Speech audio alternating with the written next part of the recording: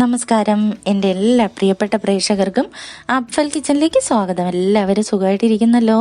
നമുക്കിന്നൊരു അടിപൊളി അച്ചാർ തയ്യാറാക്കിയാലോ?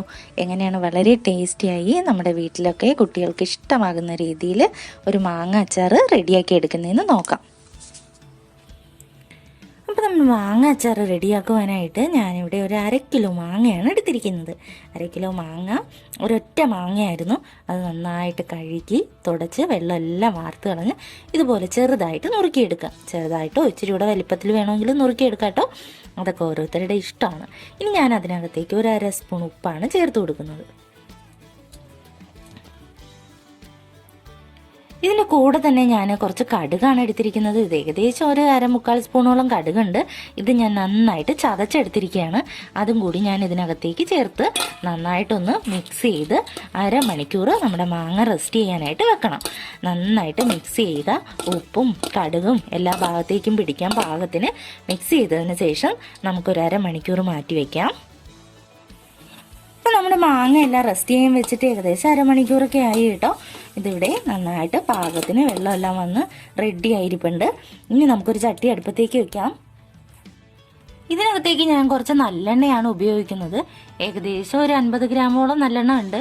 അത് അത്രയും അതിനകത്തേക്ക് ഒഴിച്ചു കൊടുക്കാം. 1/2 കിലോ മാങ്ങയ്ക്ക് ഏകദേശം 50 ഗ്രാമോളം എണ്ണ ആവശ്യമായിട്ടുണ്ട്. നല്ലെണ്ണ ഉപയോഗിച്ച് കഴിഞ്ഞാൽ വളരെ ടേസ്റ്റി ആയിട്ട് കേടുകൂടാതെ അച്ചാറിരിക്കും. അപ്പോൾ എണ്ണ ഒന്ന് ചൂടാകട്ടെ.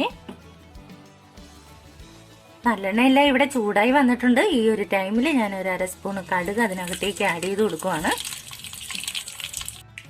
ഇനി ഞാൻ ഇതിനകത്തേക്ക് കുറച്ച് കറിവേപ്പിലയാണ് ചേർത്ത് കൊടുക്കുന്നത്. അടുത്തതായിട്ട് ഞാൻ ചേർക്കുന്നത് ഇവിടെ ഒരു 4-5 അല്ലി വെളുത്തുള്ളി.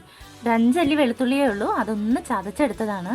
മാങ്ങയ്ക്കൊന്നും ഒത്തിരി വെളുത്തുള്ളിയുടെ ആവശ്യമില്ല. നമ്മൾ നാരങ്ങയ്ക്കൊക്കെ ഉപയോഗിക്കുന്ന പോലെ ഒത്തിരി അധികം വെളുത്തുള്ളിയുടെ ഒന്നും ആവശ്യമില്ല. അപ്പോൾ ഒരു ഫ്ലേവറിന് വേണ്ടി മാത്രം ഇത്രയും വെളുത്തുള്ളിയും കൂടി ഒന്ന് ആ പച്ചമണം മാറി വരുന്നത് വരെ ഒന്ന് മൂപ്പിക്കാം. നമ്മുടെ വെളുത്തുള്ളി എല്ലാം ഇവിടെ മൂത്ത് പാകത്തിന് കിട്ടിയിട്ടുണ്ട്. ഈ ഒരു ടൈമിൽ നമുക്ക് തീ അങ്ങ് ഓഫ് ചെയ്തിട്ട് പൊടികൾ ആഡ് ചെയ്ത് കൊടുക്കുന്നതാണ് ബെസ്റ്റ്. പൊടികൾ ഒത്തിരി അങ്ങ് മൂത്ത് കരിഞ്ഞു പോകാണ്ടിരിക്കാനായിട്ട് അത് നല്ലൊരു മാർഗ്ഗമാണ്. ഗ്യാസ് ഓഫ് ചെയ്യുക, എന്നിട്ട് പൊടികൾ ആഡ് ചെയ്യാം. ഒരു ഇച്ചിരി മഞ്ഞൾപ്പൊടി ചേർത്ത് കൊടുക്കാം. ഇനി നമുക്ക് മുളക് പൊടിയാണ് ആഡ് ചെയ്യേണ്ടത്. ഏകദേശം ഒരു 2-2.5 സ്പൂണോളം മുളക് പൊടി ചേർക്കേണ്ടതുണ്ട്.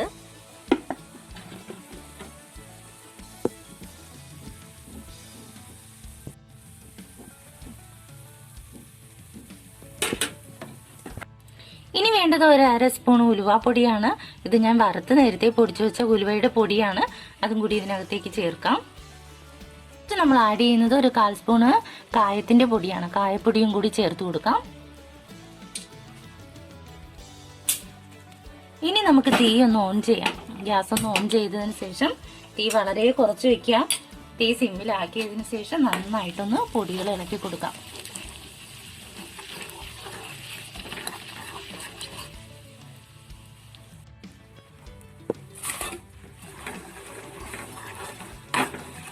നന്നായിട്ട് ഇളക്കി കൊടുക്കുക.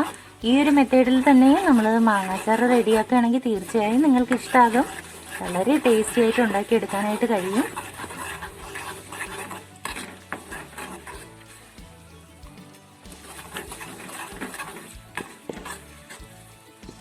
പൊടിയെല്ലാം മൂത്ത് പാകത്തിന് വന്നു എന്ന് തോന്നുന്ന ടൈമിൽ മാത്രമേ നമ്മൾ മാങ്ങ ആഡ് ചെയ്യാവൂ. നന്നായിട്ട് ഇളക്കി കൊടുക്കുക. അപ്പോൾ നമ്മുടെ അച്ചാറിൻ്റെ പൊടിയെല്ലാം ഇവിടെ പാകത്തിനായി കിട്ടിയിട്ടുണ്ട്. നമുക്കിനി മാങ്ങ ആഡ് ചെയ്യാം.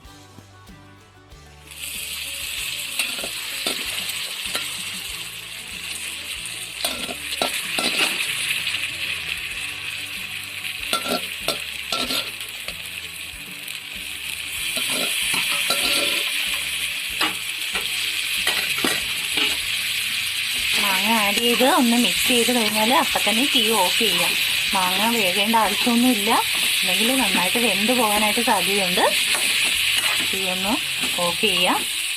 നിങ്ങൾക്ക് വേണമെങ്കിൽ വിനിഗറൊക്കെ ആഡ് ചെയ്ത് കൊടുക്കാം.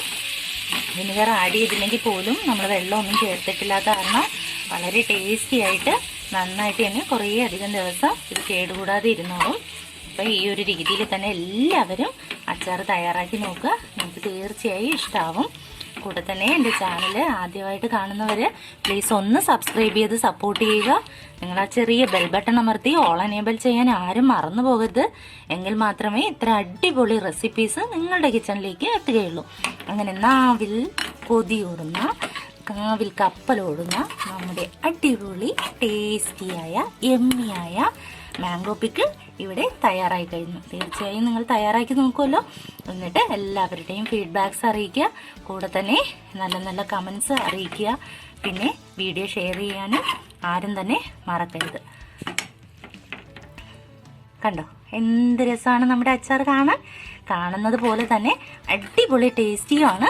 ഉപ്പെല്ലാം പാകമാണോ എന്ന് ചെക്ക് ചെയ്തതിന് ശേഷം വേണമെങ്കിൽ ഉപ്പ് ചേർത്ത് കൊടുക്കാവുന്നതാണ്. Thanks for watching.